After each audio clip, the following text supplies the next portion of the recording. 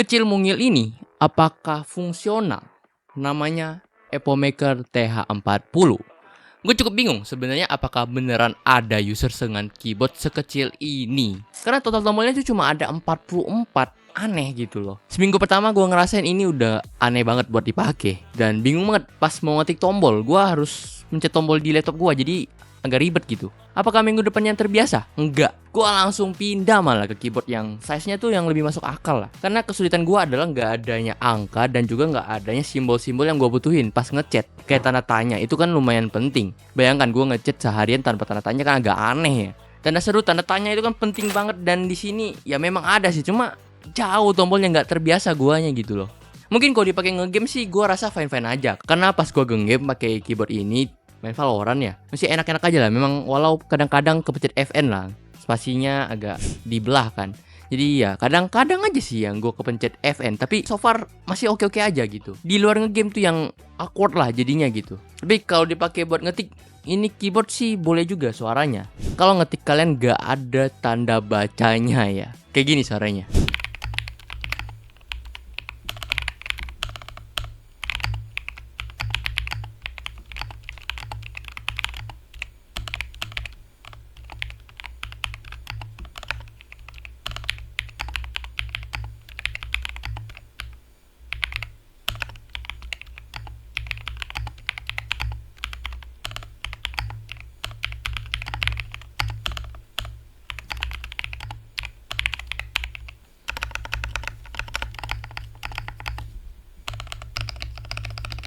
Gimana? Menurut gua sih ini cukup oke loh. Walaupun kecil-kecil gini, hasil suaranya tuh cukup oke. Memang unik aja lah nih. Karena gua sempat mikir ya, apakah ini keyboard kecil mungil gini dibuat atau di maintain dalamannya yang ya seadanya aja gitu.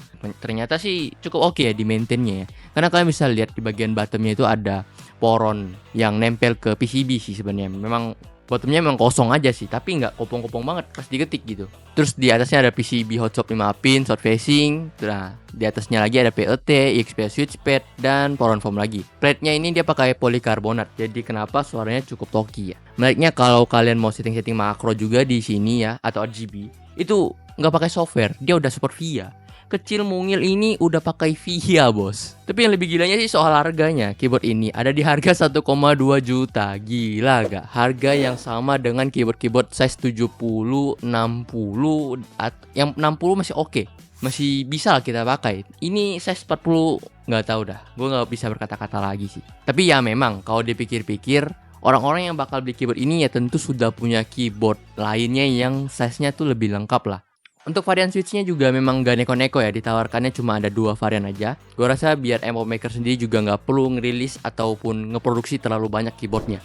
Menariknya sih dua-duanya linear, jadi kayaknya memang Epomaker udah nyobain sendiri nih keyboard apakah tactile itu cocok atau enggak.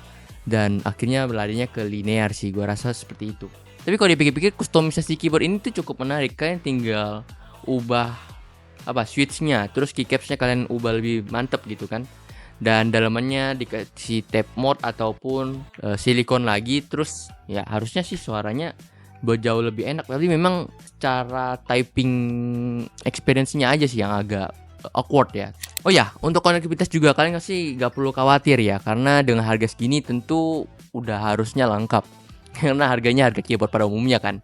Ini udah ada wireless 2,3 GHz, Bluetooth, dan juga wired. Yang polling rate-nya itu ada di 1000 Hz. Ini kita udah tes, jadi memang bener di 1000 Hz, tapi kadang ada yang nyangkut di 500 Hz.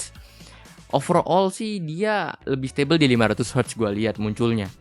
Gue juga kelupaan kalau keycapsnya juga di sini dia pakai cherry profile yang udah PBT double shot. So ya udah aman lah sih ya. Dari keycapsnya juga desainnya sih oke ya kan. Sepintasnya gue ngeliat kayak gini tuh mirip apa tau nggak? Kayak Wuting cuy. Iya nggak? Ini kan Wuting ada nih di sini nih ya kan. Yang kemarin kita bahas tuh. Ini keren sih. Cuma ya memang gaming banget lah ini keyboard sih harusnya.